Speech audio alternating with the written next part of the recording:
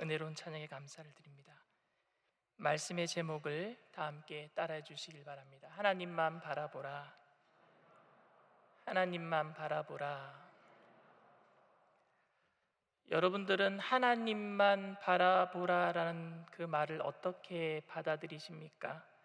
혹시 시한부 판정을 받았는데 병원 의사 처방을 듣기도 전에 오직 하나님만 바라보면 고침받을 수 있다라는 말로 혹시 들리진 않습니까?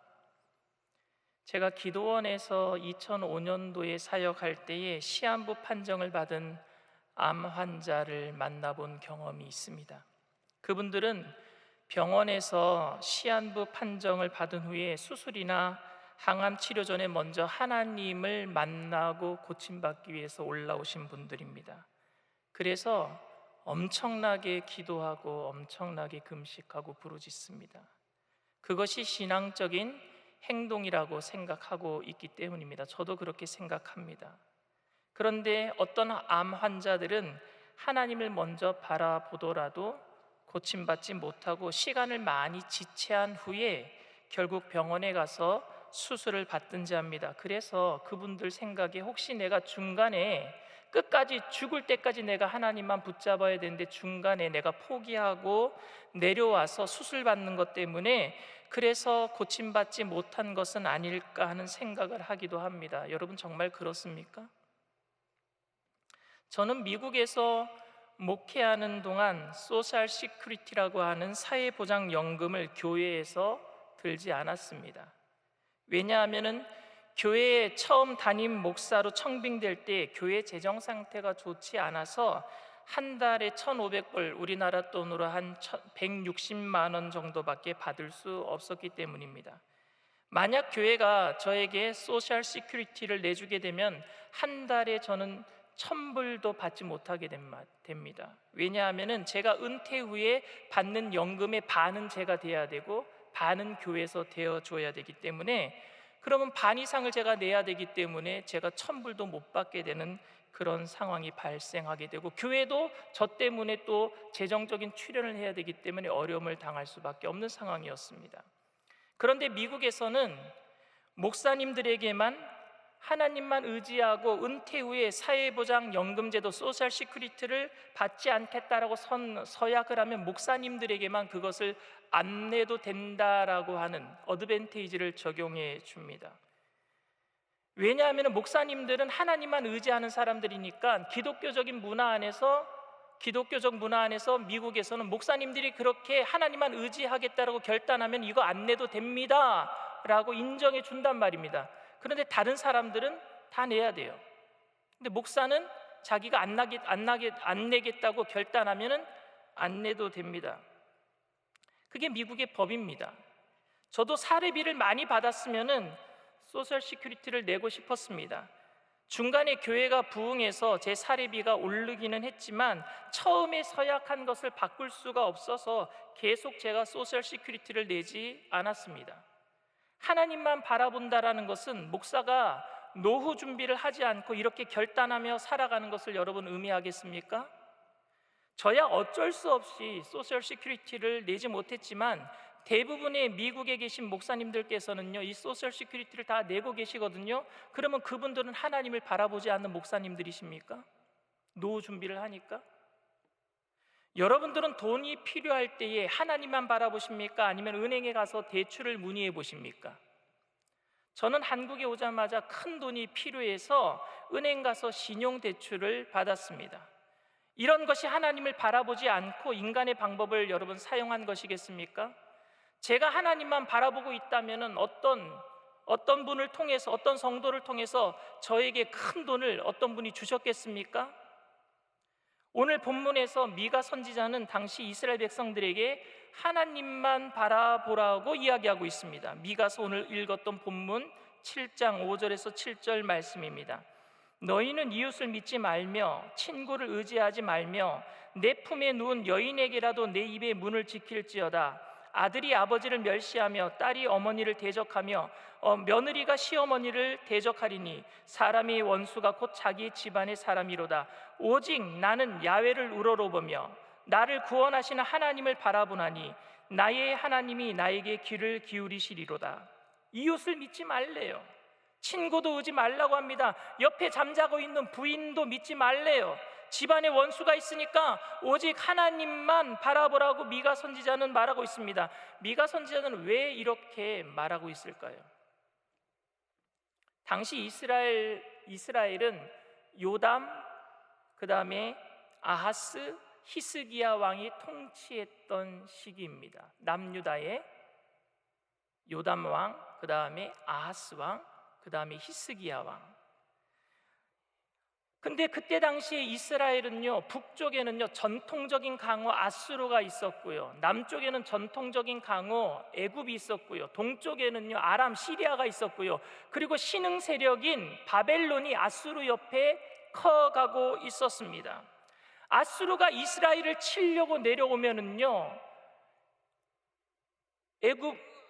이스라엘 백성은 애굽에 붙을 수밖에 없었어요. 애굽이 이스라엘을 치러 올라오면은요, 이 이스라엘은 아수르에게 손을 벌릴 수밖에 없었습니다. 그런데 여러분, 이스라엘이 애굽 편을 들면 아수르가 때리려고 그러고, 이스라엘이 아수르 편을 들면은 애굽이 치려고 할 때에 하나님만 바라봐야 한다는 의미는 무엇이겠습니까? 독불장군처럼 우리는 애굽도 의지하지 않고 아수르도 의지하지 않고 아람 시리아도 의지하지 않으니까 늘 하나님만 바라보겠습니다. 애굽이 쳐들어와도 아수르에게 가서 도와달라는 말 못하고 우리는 하나님만 바라보겠습니다. 애굽이 쳐들어와도 아수르 의지하지 아니하고 우리는 하나님만 바라보겠습니다.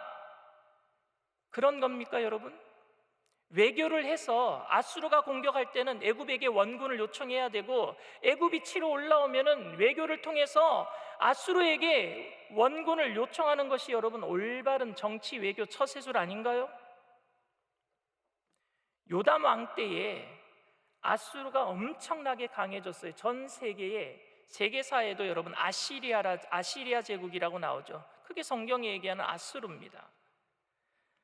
온 세상을 통치했어요. 그것을 보면서 자라온 아하스 왕은요, 왕이 되자마자 친아수르 정책을 펴니다. 그런데 그때 세계 정세를 뒤바꿔 놓을 수 있는 나라가 일어서기 시작했는데 그 나라가 바벨론이에요.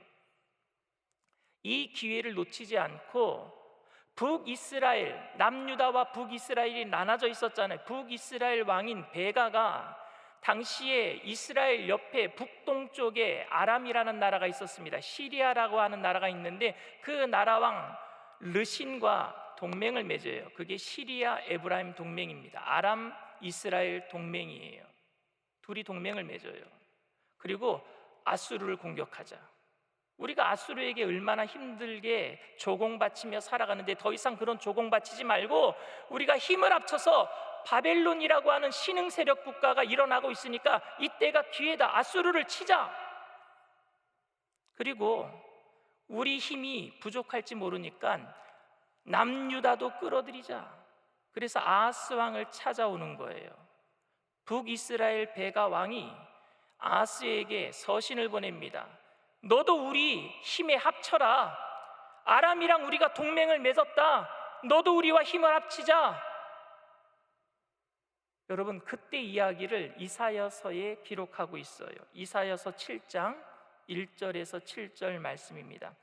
우시아의 손자요 요담의 아들인 유다의 아하스 왕 때 아람의 르신 왕과 르말리아의 아들 이스라엘의 베가 왕이 올라와서 예루살렘을 쳤으나 능히 이기지 못하리니 어떤 사람이 다윗의 집에 알려 이르되 아람이 에브라임과 동맹하였다 하였으므로 왕의 마음과 그의 백성의 마음이 숲이 바람에 흔들림 같이 흔들렸더라. 그때 야훼께서 이사야에게 이르시되 너와 네 아들 스알야숲은 윗못 수도 끝 세탁자의 밭 큰 길에 나가서 아하스를 만나 그에게 이르기를 너는 삼가며 조용하라. 르신과 아람과 르말리아의 아들이 심히 노할지라도 이들은 연기나는 두 부지깽이 그루터기에 불과하니 두려워하지 말며 낙심하지 말라. 아람과 에브라임과 르말리아의 아들이 악한 꾀로 너를 대적하여 이르기를 우리가 올라가 유다를 쳐서 그것을 쓰러뜨리고 우리를 위하여 그것을 무너뜨리고 다보엘의 아들을 그 중에 세워 왕으로 삼자 하였으나 주 야훼의 말씀이 그 일은 서지 못하며 이루어지지 못하리라. 이사야는 북이스라엘과 아람이 동맹했다는 거 걱정하지 말아라, 하나님만 의지하라 그럽니다. 그런데 여러분, 아하스 왕이요, 아수르 왕을 찾아가요. 빌레셀이라고 하는 아수르 왕을 찾아가서 이거 다 일러 바칩니다. 북이스라엘과 아람이 동맹을 맺어서 내가 아수르를 섬기려고 한다니까, 그들과 힘을 합치지 않는다고 하니까 저부터 치려고 합니다. 다 일러 바쳐요. 이사야 선지자가 그들은 두 부직갱이에 불과하니까 하나님만 의지하라 그랬는데 그거 아수르 왕에게 다 일러 바쳐요. 결국에 아수르 디글랏빌레셀 왕은요, 원군의 요청을 받아들여서, 그래서 군대를 이끌고 내려와서 아람과 이스라엘 동맹군을 쳐부숴버려요. 그리고 남유다에게 승리를 가져다 줍니다. 여러분, 여기에서 아하스 왕이 이사야가 아하스 왕에게 했던 하나님만 바라보라고 한 의미는 뭐겠습니까? 원군을 요청하지 않았다면은 남유다는 처참하게 북이스라엘과 아람 나라 동맹국에게 쑥대밭이 되었을 텐데요. 이후에 여러분, 아하스의 아들인 히스기야, 우리가 잘 아는 하나님께 기도해서 15년간 생명을 연장받았던 히스기야가 아하스의 아들로 등장합니다. 그런데 히스기야는요, 아버지가 아수르에게 도움을 많이 받아온 것을 보면서 자랐잖아요. 그런데 히스기야는요, 아수르와 손절해 버립니다. 그리고 바벨론에게 붙어버려요. 아수르 왕이 화가 날까요, 안 날까요? 아버지 왕 때는 그래도 북이스라엘 아람 나라를 공격해달라고 원군까지 요청하고 우리에게 조공을 잘 바치던 남유다가 이제 아들 왕 히스기야가 들어서자마자 손절해버리고 바벨론이 커지니까 바벨론에게 붙어버려 아수르가 화가 났어요.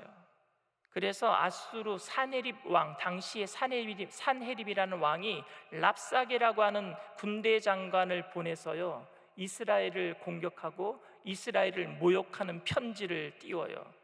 니네 하나님이 정말 살아계셔? 우리가 이렇게 10만 대군이 가서 너희들을 쳐부실 건데 막을 수 있을 것 같아?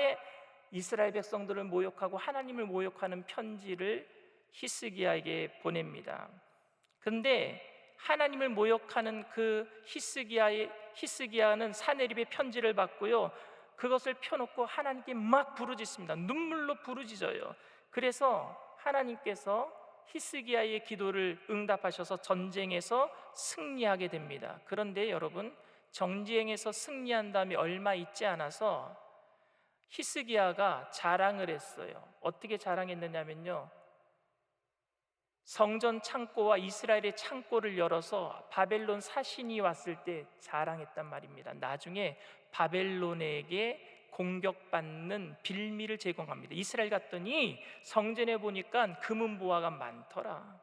사신들이 가서 다 왕에게 보고했어요.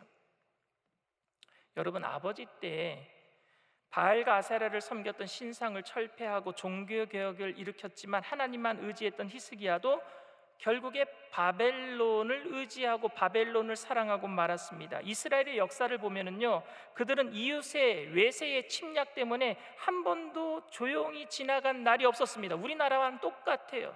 일본이 쳐들어오고 중국이 쳐들어 내려오고 늘 우리나라와 같았어요. 그렇기 때문에 이웃 나라와 조약을 맺으면서 살아가는 것은 어쩔 수 없는 환경이었단 말입니다. 이런 상황 가운데서 하나님만 바라봐라라는 의미는 무엇이겠습니까? 어쩔 수 없는 상황인데요.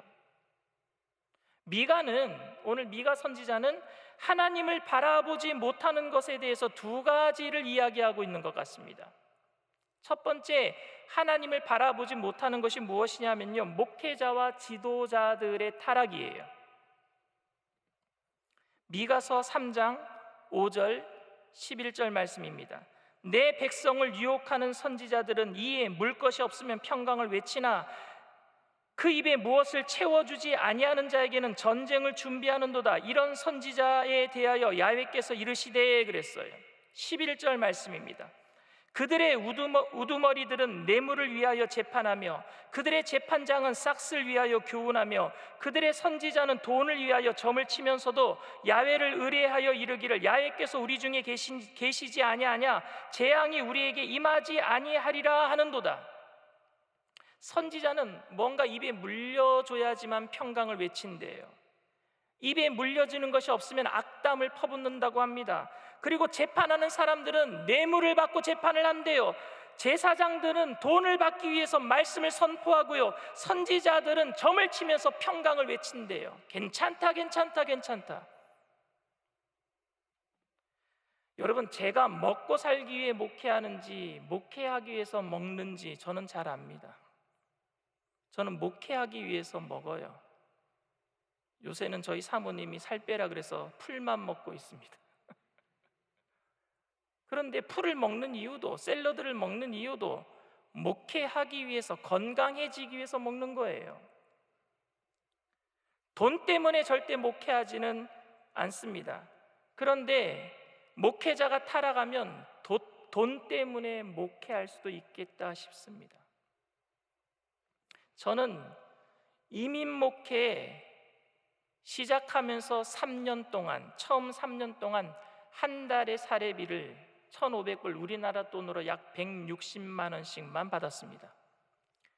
그런데 160만을 받으면서요, 한 달에 160만 원 정도를 받으면서요, 한 주에 설교를 10편씩 했어요. 거의 10편씩, 많을 때는 11편 설교했습니다. 한 주에. 지금은 한 주에 한 편 정도 하면 돼요. 주일 설교만 하면 되니까.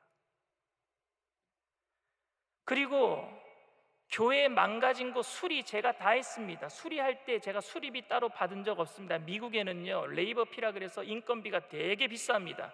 근데 교회 수리 저희 집사람이랑 저랑 몇몇 사람들이 힘을 합쳐서 거의 다 했어요. 페인트칠 다 하고요, 망가진 거 망치질 하고요, 문짝 다시 다 달고요. 그리고 수요 예배, 목요일 성경 공부, 토요일 청년 성경 공부, 그리고 구역 예배, 신방 수없이 다녔습니다. 제가 일한 것을 시간대별로 시간 수당으로 따져서 계산하면 절대 1,500불, 한국 돈으로 160만 원 받고 하면 손해보는 것입니다. 자랑하려고 하는 게 아니에요.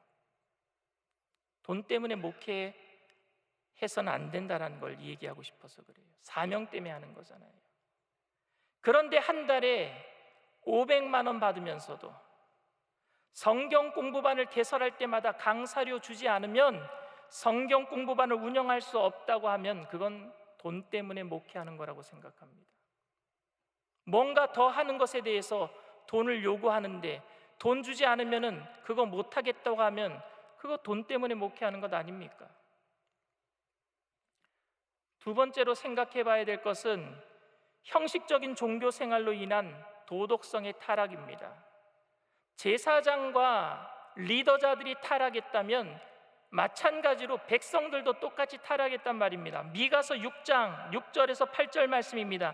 내가 무엇을 가지고 야훼 앞에 나아가며 높으신 하나님께 경배할까? 내가 번제물로 1년 된 송아지를 가지고 그 앞에 나아갈까? 야훼께서 천천의 순양이나 만만의 강물 같은 기름을 기뻐하실까? 내 허물을 위하여 내 맏아들을, 내 영혼의 죄로 말미암아 내 몸에 열매를 드릴까? 사람아, 주께서 선한 것이 무엇임을 내게 보이셨나니 야훼께서 내게 구하시는 것은 오직 정의를 행하며 인자를 사랑하며 겸손하게 네 하나님과 함께 행하는 것이 아니냐. 이게 미가서의 주제예요. 이스라엘의 제사 중에 보면요, 속죄제나 속건제는요, 하나님께 기름과 내장을 태워서 드려야 돼요. 번제는 모든 것을 태워서 다 올려드리지만 속죄제나 속건제 같은 경우에는 기름과 내장을 태워서 드립니다. 그리고 고기는요, 제사장이 먹을 수 있어요. 여러분, 하나님이 만약에 제사 드릴 때마다 기름과 내장을 태워드린 것을 하나님이 드시고 싶어서 드셔서 우리가 드렸습니다라고 생각하면 하나님 콜레스테롤 걸렸을 것 같아요. 하나님이 그렇게 말씀하셔요. 천천의 수양이나 만만의 강물 같은 기름을 기뻐하겠느냐? 내가 그런 기름 좋아서 너희들에게 제사 드리라고 했느냐? 그들이 제사를 안 드린 게 아니에요. 예배 안 드린 게 아니에요. 예배를 잘 드리고 있었습니다. 그리고 예배를 잘 드렸기 때문에 축복을 받는다라고 생각했었고, 그래서 대수롭지 않게 축복받은 사람이 이 정도는 해도 되겠지 하고 삶에 나가서 거짓으로 행했단 말입니다. 도덕성의 타락이 예배 때문에 시작이 됐어요. 나 예배 잘 드렸으니까 오늘 복 받을 거야. 거짓말 조금 해도 이렇게 된 거예요. 그래서 저울을 속였어요. 주머니에 추를, 거짓된 추를, 잘못된 추, 그러니까 10kg짜리면은 물건을 적게 주려고 9kg짜리를 주머니에 넣어놓고 이게 10kg짜리인 것처럼, 10g인 것처럼 거짓된 추를 달았단 말입니다. 미가서 6장 11절 12절 말씀입니다. 내가 만일 부정한 저울을 썼거나 주머니에 거짓 저울추를 두었으면 깨끗하겠느냐? 그 부자들은 강포가 가득하였고 그 주민들은 거짓을 말하니 그 혀가 입에서 거짓되도다. 형식적인 종교생활은 코람데오, 하나님의 면전 앞에서, 하나님 앞에서의 신앙을 잊어버리게 만들었습니다. 그래서 그들은 삶에서 거짓으로 이웃을 속일 수 있었던 거예요.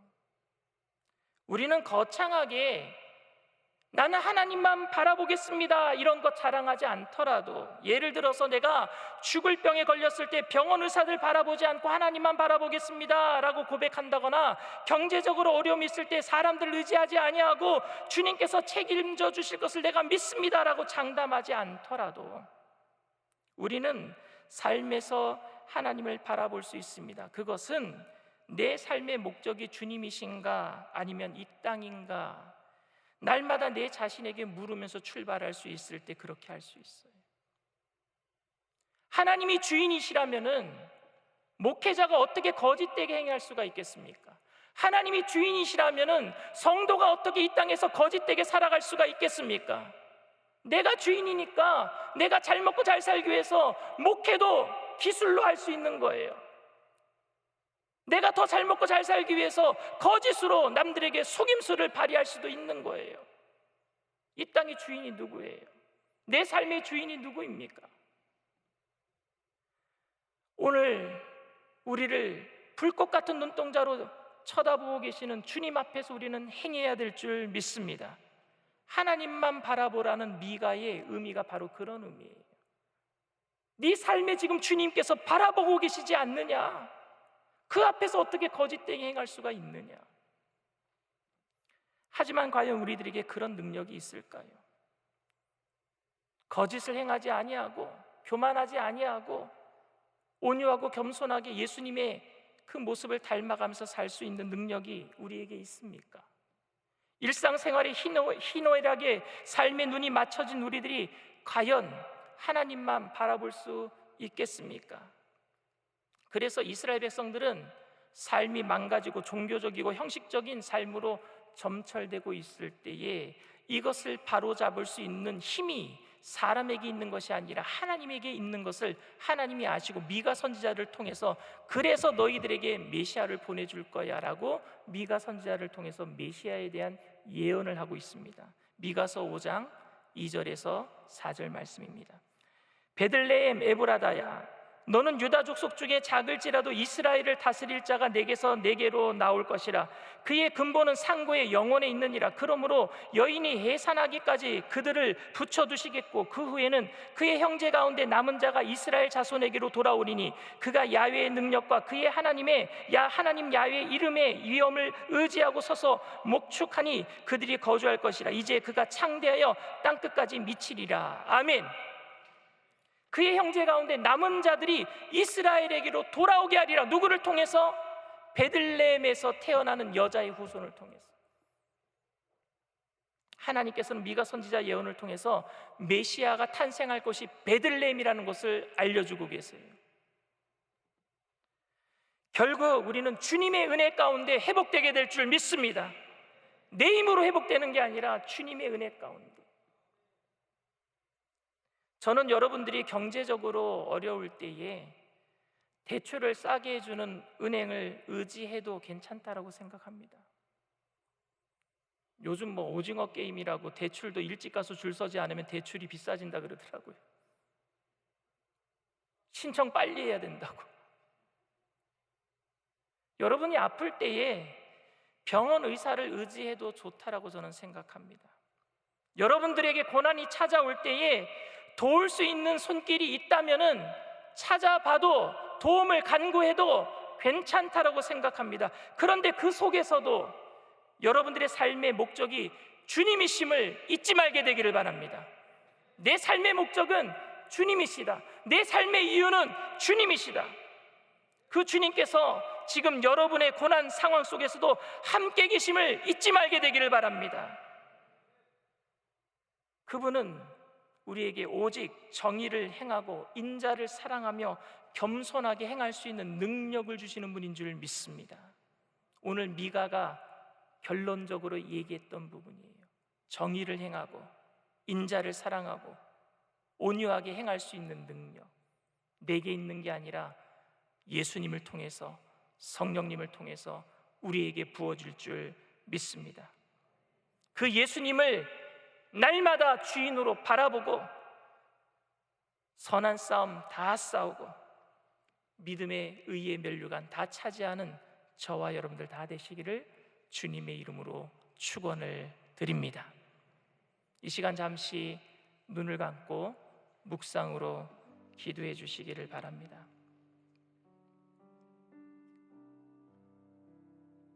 여러분들의 삶의 주인이 누구입니까?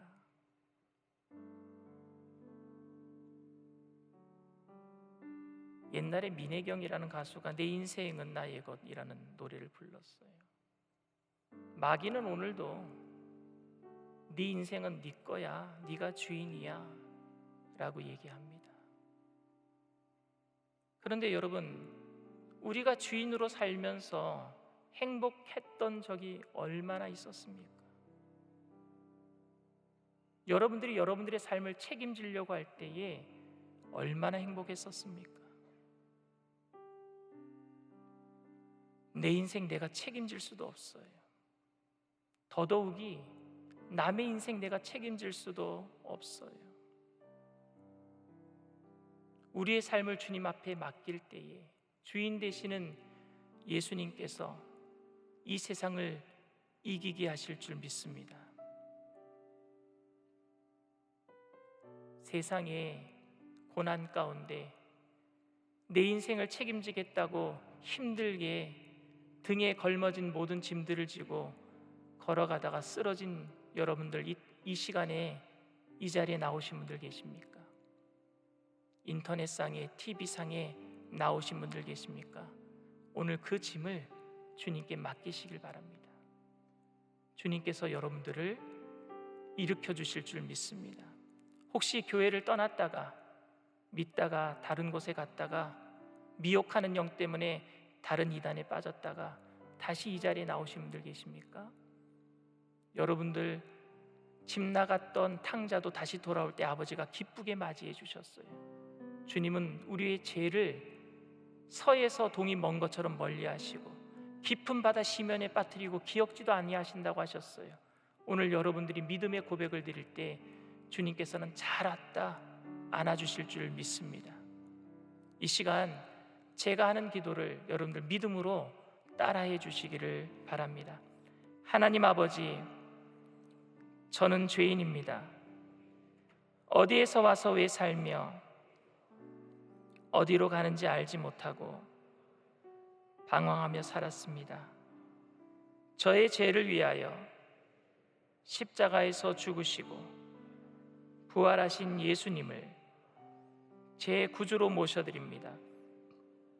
저는 하나님의 자녀가 되었습니다.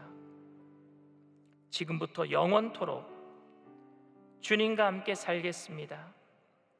예수님의 이름으로 기도드립니다. 아멘. 할렐루야. 진심으로 여러분들을 환영합니다. 오늘 이 시간 찬양하고 우리가 기도할 때 주님이 주인 되심을 고백하며 찬양하고 기도하도록 하겠습니다.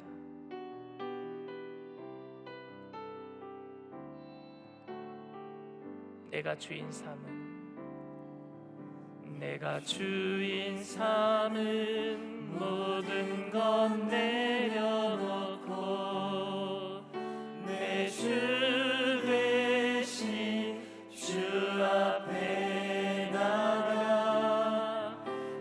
내가 사랑했던 모든 것 내려놓고 주님만 사랑해. 내가 주인 삼은 모든 것 내려놓고 내 주 대신 주 앞에 나가 내가 사랑했던 모든 것 내려놓고 주님만 사랑해. 주 사랑 거친 풍랑에도 깊은 바다처럼 나를 잠잠케 해. 주 사랑 내 영혼의 반석 그 사랑 위에 서리. 내가 주인 삼은 모든 것 내려놓고 내 주 대신 주 앞에 나가 내가 사랑했던 모든 것 내려놓고 주님만 사랑해. 주 사랑 거친 풍랑에도 깊은 바다처럼 나를 잠잠케 해. 주 사랑 내 영혼의 반석 그 사랑 위에 서리. 주 사랑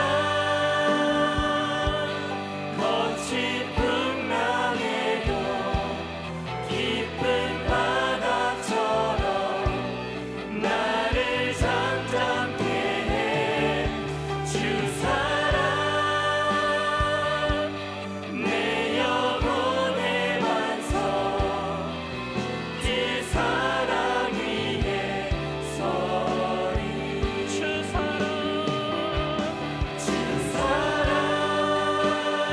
주 사랑 거친 풍랑에도 깊은 바다처럼 나를 잠잠케 해.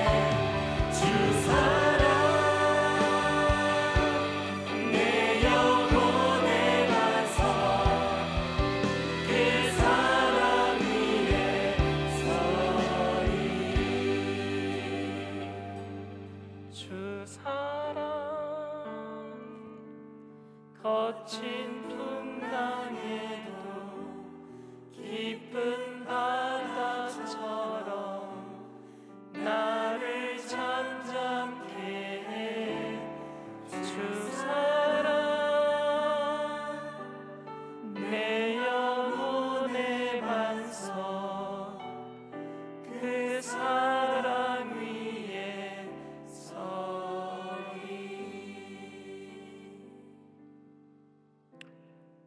오늘 우리의 욕심을 다 내려놓게 되기를 바랍니다. 이 땅에 무엇이 되기 위해서 사는 것이 아니라 이 땅에서는 주님의 영광을 위해서 살아가야 될 줄 믿습니다.